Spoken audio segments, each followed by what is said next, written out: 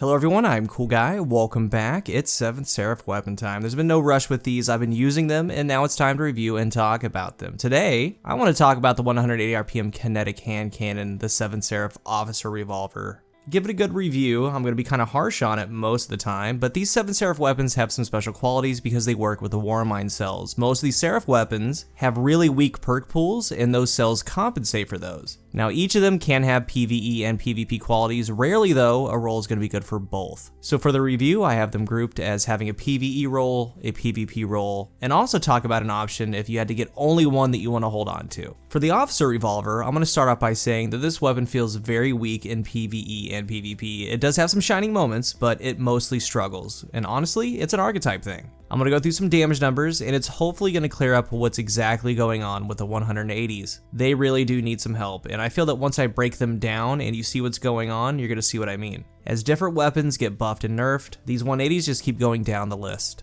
There's lots to talk about, but before we get into it, I am very excited to announce that I've partnered with Scuff Gaming. I do have a video lined up reviewing the Vantage 2, and also talk about why I chose to pursue partnership. For Xbox, I have a Scuff Prestige that I love, and for PlayStation and PC, I use the Vantage 2. Now, the Vantage 2 is a game changer, and it really is the most complete controller I've ever used. Very impressed with it. It's next level good, and Destiny 2 is cross-save, and as an Xbox main, the Vantage 2 feels right at home when I play the other platforms. My code is live. Use my link down below in the description. Use code COOL at checkout for a discount. Thank you for your ongoing support. I really appreciate you.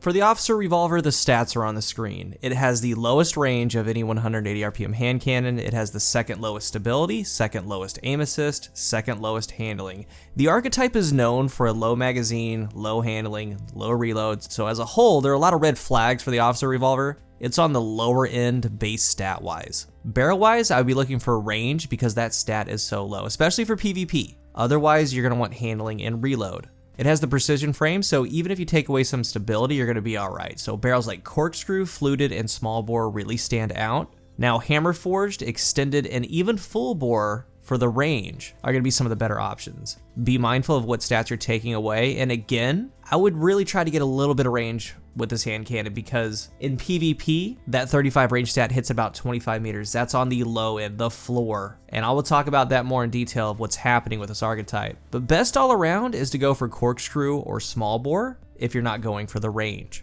For the magazine, accurized for PvP. PvE, you want a pure magazine perk. It's gonna work well because these start off with 9 bullets. Depending on your perks, like Ambitious Assassin can roll, the mag option for PvE really stands out, and even drop mag in certain scenarios. Moving on to the perks, each node has 6 perks apiece. And again, these perk pools are really odd, so you kind of put things together and make something work.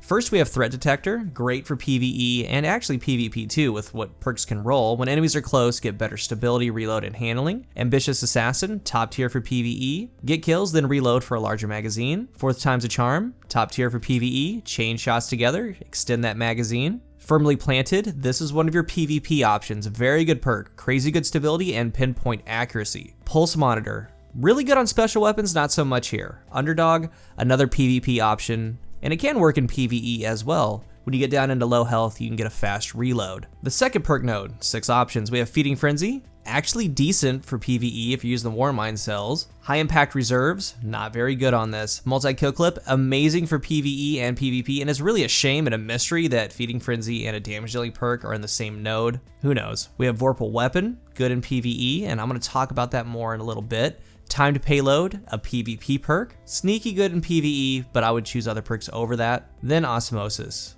Using a grenade matches the subclass that you're on, so on this hand cannon, you can deal elemental damage. That can come up pretty huge in higher level activities if you want to use the warmind cells, but looking at both of these nodes, you try to piece together combos. Again, it's very weird with these things. For PvE, it's a necessary evil for the warmind cell, so as a 180 RPM hand cannon, it will do well in general play. It's fun to play with at times, but most of the time, once the encounters get just a tad harder, all the way up into endgame and the higher level content, it feels weaker and weaker. And honestly, you need the cells when you're using this hand cannon. I use the Void mods, and it's worth noting that I play solo a lot, so Global Reach is a must. That mod makes the effects that you put on your armor work at a greater distance. I have Grasp of the Warmind. It enables me to pick up, carry, and throw the cells where I want them. And that's huge if you're solo or with a fire team because you can place that cell right where you want it to explode. But I'm using cellular suppression. Damaging a Warmind cell creates a burst of suppressing void damage, and I also deal less damage to the Warmind cells, so right up my alley as a solo player. And the hand cannon does quite well with this combo actually. I run this in bunkers, the public events, and though rare when I get in a raid.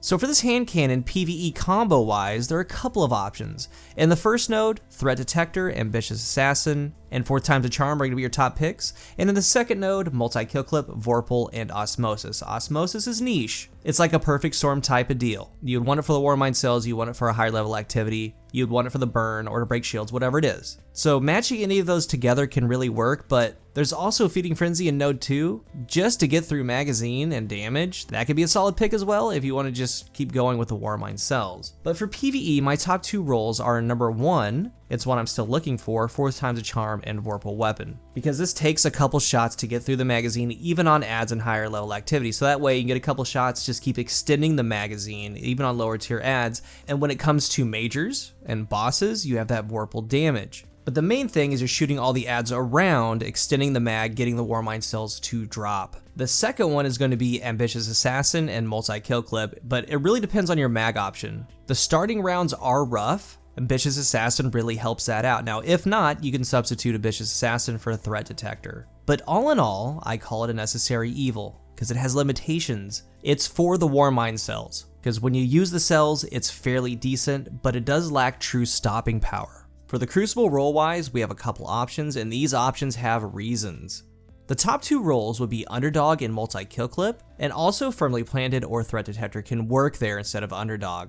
But the reason being, you're going to be low health a lot, so that way when you're done with the gunfight, you can get a fast reload on to Multi-Kill Clip. And Multi-Kill Clip is special on the Officer Revolver, and I'll talk about it in a moment. It's a chaining damage dealing perk.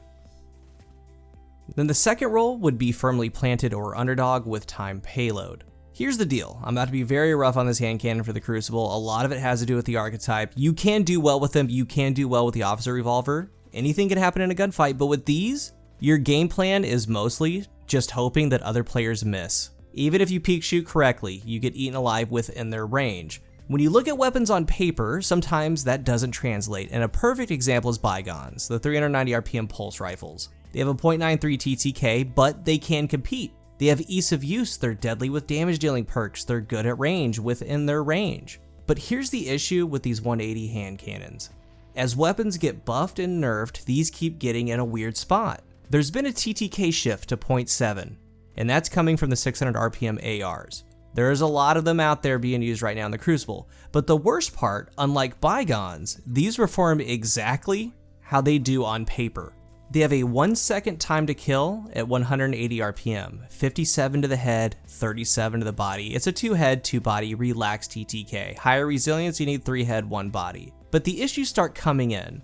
Number 1, all hand cannons share the same exact range, and Bungie needs to fix this. The 35 range stat happens to be the lowest on the range floor. The 35 stat starts having drop off at 25 meters. Max range, about 27 or so meters. It can't roll rangefinder, but you can have time payload. But my issue with time payload on this is that actually does extend your TTK past 1 second, and you shouldn't be using a weapon that's already behind in a gunfight trying to make them miss. Like, why? Just use something else. But within this range, that 25 to 30 meters, 24 to 28, they get eaten alive. All pulse rifles in the game out TTK it. All auto rifles in the game out TTK it. And that's just out of the gate. The 140 and 150 RPMs, they out TTK it. The only thing it pretty much beats is a 110 hand cannon. And guess what? That's also in that 25 to 30 meter range.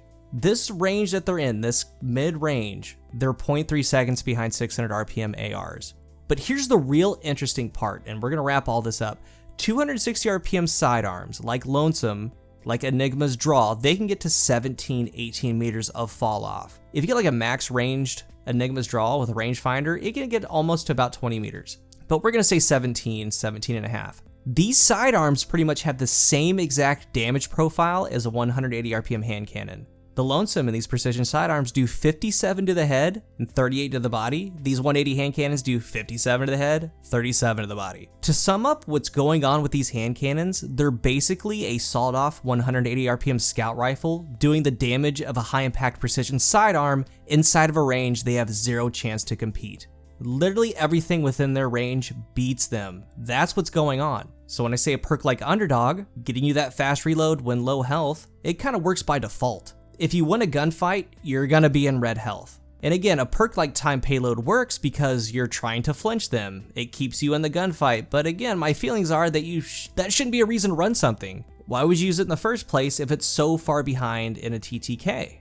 Now, a well-rolled 180 RPM hand cannon with kill clip or multi-kill clip has a very high ceiling, but the archetype itself literally starts at the floor. What the Officer Revolver has going for it is that it has multi-kill clip.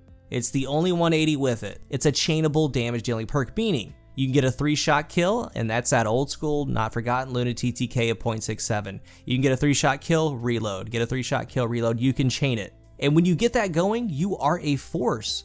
But when you start weighing the odds, when you start doing strengths and weaknesses, it is fun in PvP for general play. I'm going to throw on this MKC roll every now and again, and then I'm going to vault it, hopes for some sort of buff, bring it out every now and again. But I won't be taking it into trials, nothing like that. It's got a poor TTK for the engagement range, poor engagement range period, poor handling, poor reload. It's an uphill battle.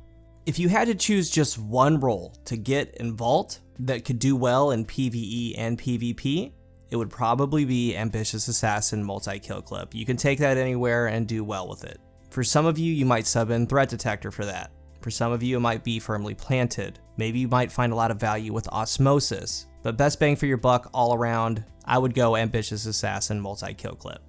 So in conclusion, it can have a very high ceiling in the Crucible, but starts at the floor. In PvE, it's a necessary evil used specifically with the warmind cells. I know some top PvE players have been using the 4 times a charm or ambitious Vorpal roll in higher level content. And honestly, you're gonna have to go out and see if it works for you. To me, it just feels weak all around. It's got a very odd perk pool, but when you start getting the warmind cells going, it does decently.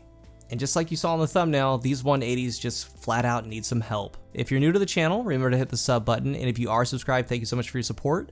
What do you think about the Officer Revolver, the 180 RPM class as a whole? Does it have a place in your loadout? Let's talk about it down below. Thank you for watching, and until the next one, I am CoolGuy.